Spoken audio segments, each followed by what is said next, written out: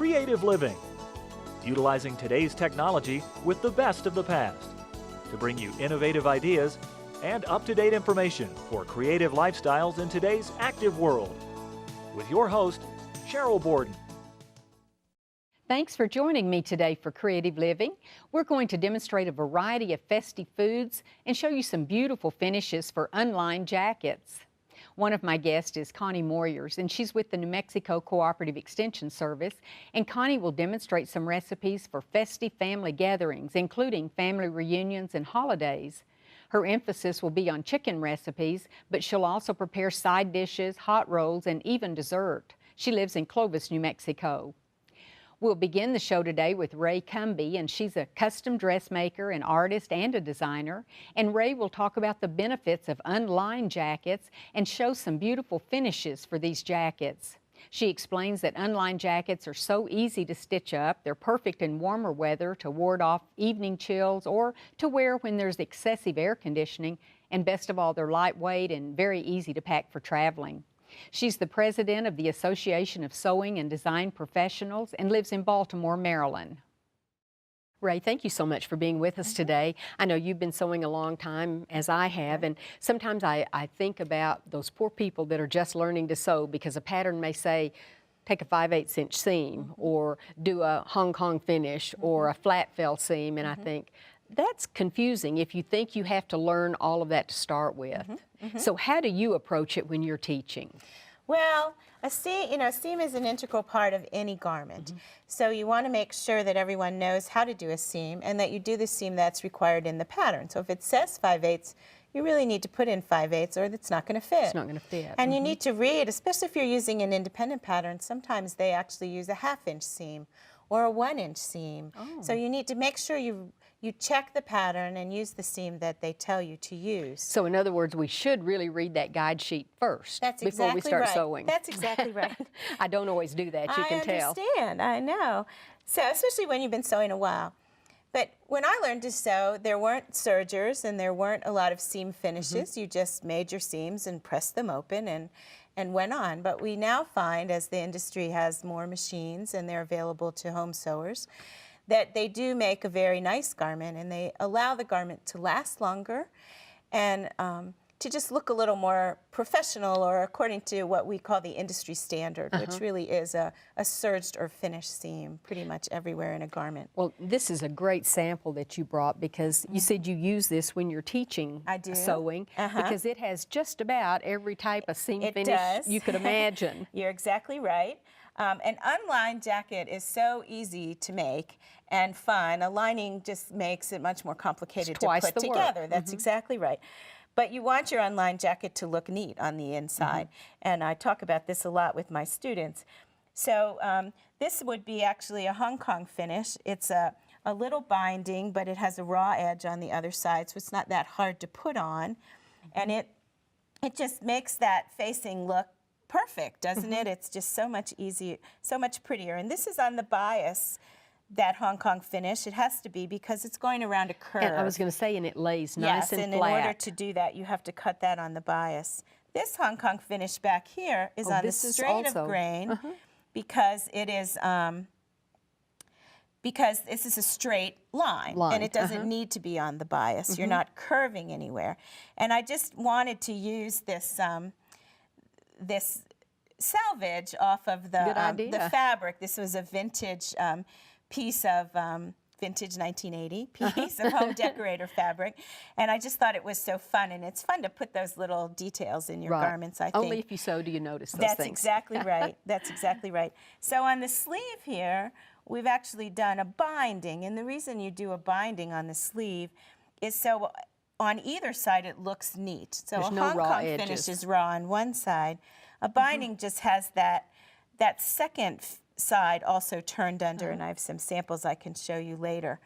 And then this is sort of a fake flat felt seam. We've bounded and then we've just top stitched down, which you can see on this side, for it to stay in place. And again, this just keeps the garment keeps the seams safe, and when you wash it, they don't get all rumply. Ravelly. Yes, that's exactly right. That's exactly right. Gosh, you do have a lot of different seams in this. Yes. Okay. This is my little sample for my students.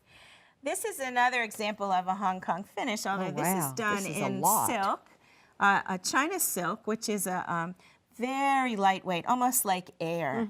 And it just makes such a beautiful edge. It doesn't add any bulk. And in this case, the quilting was done with the cotton and then the China silk underneath.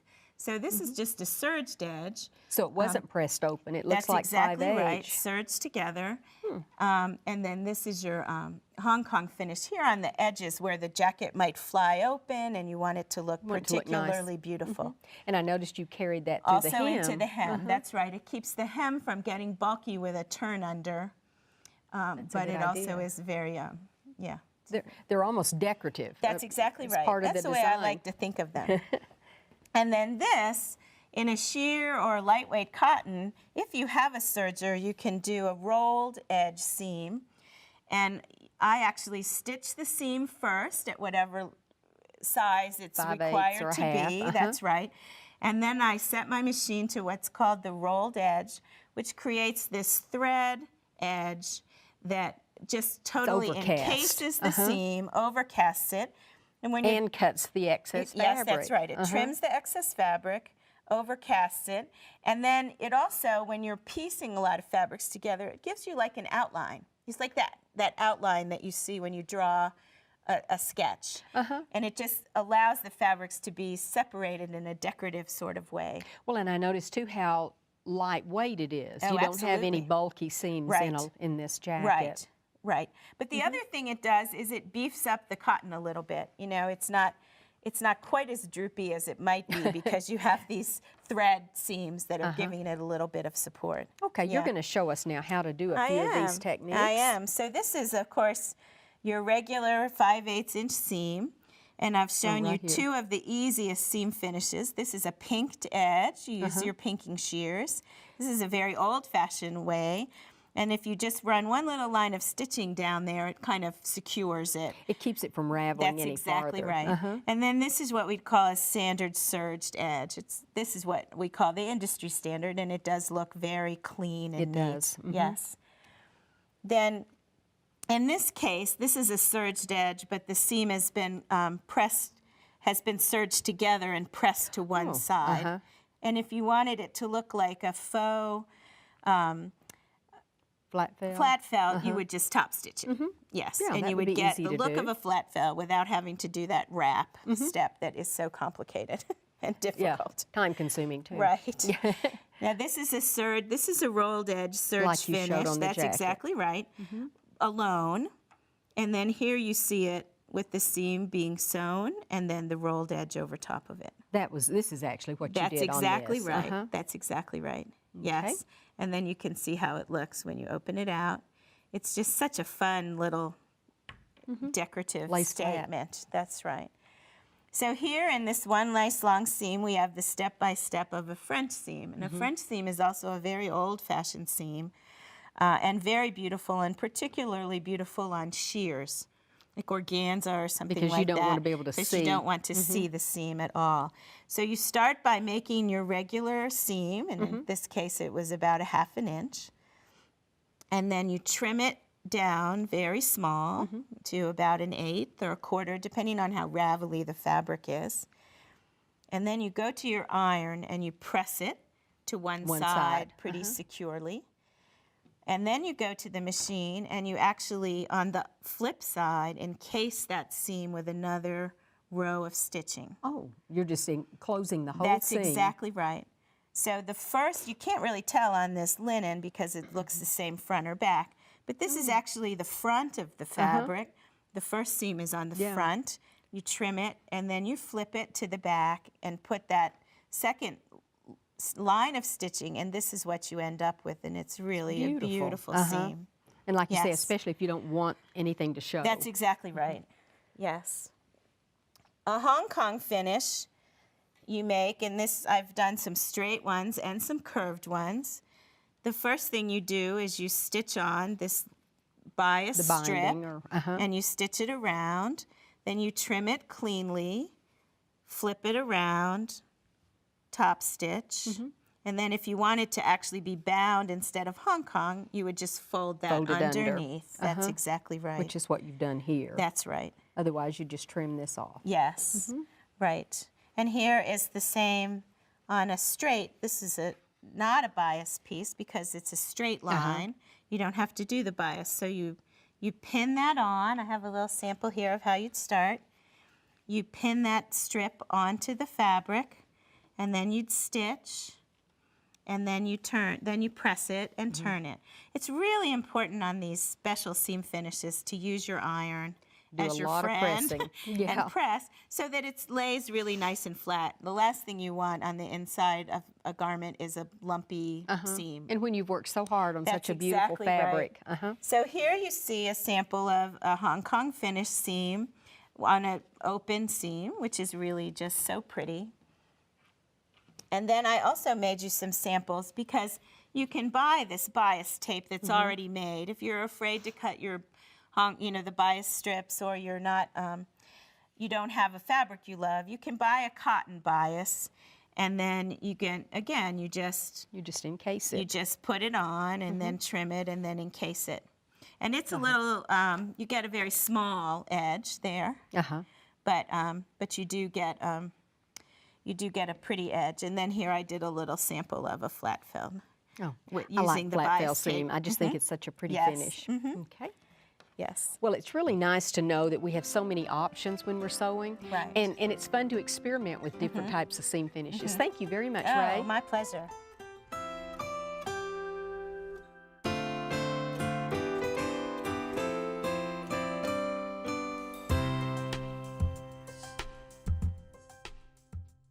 Connie, it's always a pleasure to have you here. And you used to, years ago, when you worked for a utility company, do an annual program called Festive Foods. And of course, we all loved it, and we've used those recipes forever.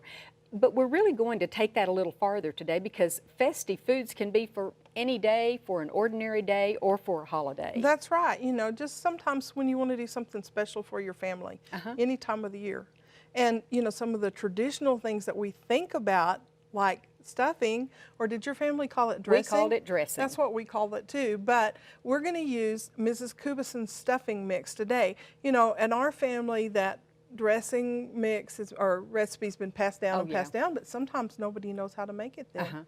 And so this is nice because we can just kids call and ask how did you make that dressing? Get this straight out of the box. The seasonings are already in there. You don't have to dry the bread or toast the bread or do anything. It's already ready to do.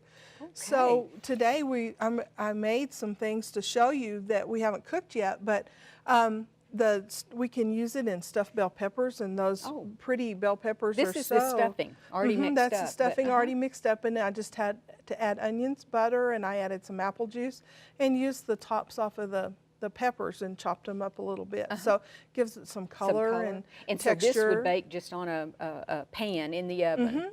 Yeah. So and muffins, this is cute. And it cooks so much faster that way than a big pan of it does. And we're always in a hurry, so that's the way to do it. Also, even those cute little casserole dishes, I just bought that at a dollar store or someplace inexpensive, but it's kind of fun to have individual servings sometimes, and all of those let us do that. Pick them up when we find them. That's a great idea. That would be two servings easily, wouldn't it? And then this shows lots of extras that we could add in. We just think we have to add the same old things, onion, celery all the time. In that, we've got apples, mushrooms, carrots, zucchini. I mean, any of those would be good additions to our stuffing mix. Well, I think we do sometimes sort of get in a rut and put the same things in all the time. We do. And so today I'm going to do a fruit one. And, you know, especially for festive things, we think about more fruity type dishes. Well, what's that? I smell something. It smells like the mustard. Yes. I cooked chicken because that's something that we can do easily. Everybody likes. It's inexpensive. And those are just chicken breast. And I mixed them with a half a cup of mustard and a half a cup of honey, a little bit of paprika, dried basil, and dried parsley, and baked it in the oven. It smells wonderful. Wouldn't your house smell good? It did. You know, it really smelled good cooking today. So, well, that's a nice way to change just the ordinary chicken breast to make it. You know, just to add something where it's not your everyday thing, to do something special. And honey mustard is a really popular It is. flavor right now. So Oh, good. we've Well, I already was cooked wondering that what and that it's was. ready to eat. But we can make some fruit stuffing to go with it, and we're going to use this Mrs. Cubison stuffing, and we'll go ahead and make a big pan today. This is 2 packets. So 2 packets come in here. And each one is about 3 cups each. And of course, if you had a smaller family, you only need 1 package. But we're going to do that, and we just, you know, and sometimes we don't have time to chop. You can get everything chopped at the grocery store. Isn't it easy anymore? We have celery and onions that I purchased already chopped. And these Sunsweet dried cherries are small and already chopped up and ready. So I haven't tried those. I love the craisins, and of course I love raisins. Cherries are such a good flavor and a good source of nutrients for us that's really good.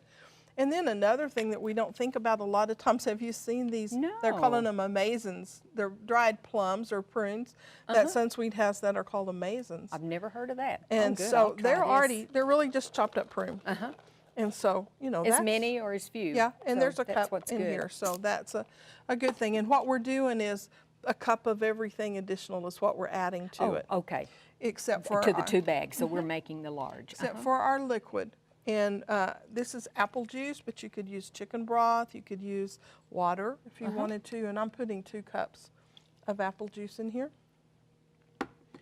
And That's what makes it nice and moist. we all like the good flavor of nuts, or you could toast these a little bit if you wanted to, and we don't have to worry about chopping those. And so without a lot of extra preparation, we've really gotten this all put together really easily. And if you happen to have pecans on hand instead of walnuts, that would probably be just as Any good. kind. And then I melted a cup of butter to go in with this. And if you wanted to make a lighter version, you could just use a little bit less of the butter. Maybe you might have to add a little bit more liquid to it. So, you know, you do have choices that you can make about what you put in. And that's what's good when you make it at home. You can adjust it. That's If your right. family doesn't like prunes, for instance, we'll put some more raisins or craisins in it. And you know, if you don't tell them what's in here, most of the time they don't won't know. know. You know, there's a lot of things we don't have to tell That's people. right. We don't have to tell them what we used and what we did. So this just mixes up real easily. And we'll put it into a casserole dish and bake it. And you've sprayed this ahead of I time so sprayed it. nothing sticks. And we would bake it covered for about 30 minutes or so. And then if you like the crusty parts, then uncover it for about 10, 20 minutes or something till it's all done. So we have a big bowl of stuff because I can't make stuffing without it being A big dish. And I like it for 2 or 3 days after, I do so too. I can always justify making a large recipe of it. Keeps well. That is pretty. And the apple juice, I can smell that in the dressing. I bet as that cooks, that'll really be good. It will. So that's an easy way to do this. And since this one doesn't have a lid, all we'd have to do is cover it with some Foil. And like I said, bake it for about 30 minutes at 350. So All the directions are on here. it is, and it Good. tells you even how to make it on the top of the stove or in the oven or in the microwave. And so it's And make it as easy. Like you say, you don't have to Right. have the bread on hand or toast it or whatever. We're ready and to I go. just think it's something that people are hesitant to make because they don't know how somebody else used to make it. And this way we can just be creative. I and do a remember the lot of first time I had to make it, I thought, how in the world different- will this work? You know, and I know a lot of people that cook it in a slow cooker too, as a Oh, way I've to never made- not tie up their oven while they're baking something else. So That's a good idea. A good deal. We can't have a holiday or any kind of festive meal without bread. Of course. And you know, nothing is easier than using like the Rhodes rolls. Yeah. It's been around for a long time. My grandmother used to make 2 loaves of the bread, frozen bread, every week, you know, 30, 40 years ago. Oh, wow. And so that was how she had her homemade bread without having a lot of other, you know, without having to do it herself. But now all we do is set that out for what, 2 or 3 hours, let it thaw? But she used the Rhodes. Oh, really? Yeah, she did. And that's what I always use for my holiday meals. I so see. It's so easy because you can set it out and thaw it in the refrigerator like for overnight or something and then take it out that day and let it rise. You can set it from frozen and it'll take 4 or 5 hours and you've got fresh bread. Have you ever sort of forgotten it and let it over-rise? Mm-hmm. Does it just still good and fluffy. Oh, okay, good, good. I tend to do that occasionally. I do good. too. And They're beautiful. The other thing that I did with these is you can make different shapes and different things. And these cloverleaf rolls, I just cut them in half, the roll that was thawed in half, and put 3 rolls, just rolled them in a ball, balls. put them in a muffin tin. Or these are just the single rolls. Or you can put, if you want big, fluffy rolls like this one, you can put 2 whole ones in the muffin tin. That makes it go out over the muffin tin. Oh, how it pretty. Does. And you know, the thing about when you're eating butter or hot rolls and your butter's cold and it won't spread. Like a restaurant sometimes. Yeah, you have to warm that up. Well, here's a solution. There's a Butterbell crock. And what's really neat about this is you just keep it on your cabinet or on your table, and this will hold a stick of butter. So, so did you cut it like in smaller pieces? No, I just let it soften for a while outside, and then I filled it. Then I filled it. And then, is this hot water? Or just cold water. Just because, cold water. Cold water, and that just helps seal it and keep it fresh. And so you can keep it on your cabinet for several days, but butter never lasts that long at my house. I don't know about yours. Well, I'd never thought about keeping it just out on the counter all the time. I thought it had to be refrigerated. No, it doesn't have to be. And then that way it's so it'll already be soft. Soft and spreadable. That's what you've added some. And I added some basil out of my garden for this. And so we've got a good hot roll here, and this butter is just so easy and ready to spread. Just the right consistency. And wouldn't that be good on corn on the cob? Oh, it would be. Oh, it would be. So, or any kind of fresh vegetables, you can add whatever whatever herbs that you have. Yeah, whatever you have handy. Or even use the dry if it's a time you don't have some. Right. You could add a little bit of that. So, you know, the French have done this for a long time. And so now they're available in the United States on website, www.butterbell.com. Butterbell.com. Well, that's or new to in me. specialty gourmet kitchen stores. Well, I'd read on there that this was what they'd used in France, but I'd never thought about us having it makes really it. nice gifts. It comes in all colors and styles, and this is kind of the antique country style that's real popular right now. Oh, well, thanks for sharing that with us. That was kind of fun. And, you know, we can't have a festive meal without dessert either. My favorite. And, you know, we've had all this good food, and we don't really need something heavy. So watermelon is a good choice. And it's pretty well available year-round. And so you could slice it, you could cube it, you can do anything. And, you know, sometimes I think you just get a pretty bowl and, you know, it looks like an elegant dessert. Well, it does. I love the container that you put that in, and it's easy to eat and pick up, and people can serve themselves. And it's nutritious. Watermelon has a lot of the most lycopene, the antioxidant of any fruit or vegetable, even more than tomatoes. And it has a lot of vitamins A and C. So it has a lot of choices. This one is a seedless watermelon, and some people say, well, it still has all those little white seeds in there. They're not really seeds. Just the dark brown ones or the black ones that we're used to seeing are the real seeds. And these haven't really formed yet, so you can eat them. It doesn't hurt you to eat those. And so, but seedless watermelons are easy, and especially kids, you know, a lot of times think, well, it's got seeds in it, I can't eat it. Too much trouble, or it makes too big a mess. That's right. So that's an easy, cool, refreshing. I usually have a tray of pies. I hadn't thought about something so light and nutritious, but and I like the idea of making the stuffing or having it almost ready for us to go, and then just adding what my family likes. This is a great idea, Connie. And like I said, we can really vary things and do a lot of different things. So. Well, as usual, I surely do appreciate you coming, and can't wait to try that chicken. It smells so good. Thank you. I hope you enjoyed the show today. Next time on Creative Living, we'll learn how to create an all-white tropical centerpiece and demonstrate using duct tape to make rosettes, which can then be used on purses, clothing, jewelry, even shoes. One of my next guests is a floral designer, and she's going to show how to use all-white flowers to create a clean, monochromatic, low centerpiece. This centerpiece is good any time of the year or as a winter white arrangement. We'll also meet a crafter and designer who will show how to make duct tape rosettes using non-stick cutting tools and rolls and sheets of duct tape. Then she'll show some uses for these rosettes, including jewelry, pouches, corsages, and much more. Both of these topics will be featured on the next Creative Living show. If you ever have comments or suggestions or ideas for shows, You can email me at cheryl.borden@enmu.edu. I'd also like to ask you to become a fan of Creative Living on Facebook. Just go to facebook.com and in the search window, type in Creative Living with Sheryl Borden. Thanks so much. I hope you'll plan to join me next time for Creative Living. We are very pleased to offer a new booklet that accompanies this series of Creative Living. This booklet is titled the 6600 Series, and it features a wonderful collection of ideas and information, and it's available free of charge on our website.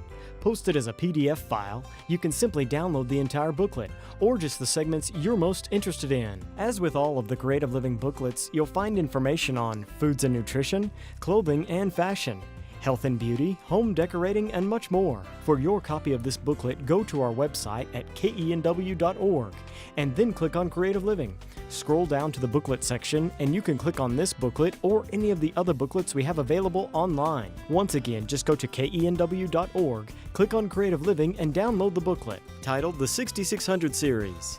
We also want to encourage you to sign up for our free e-newsletter.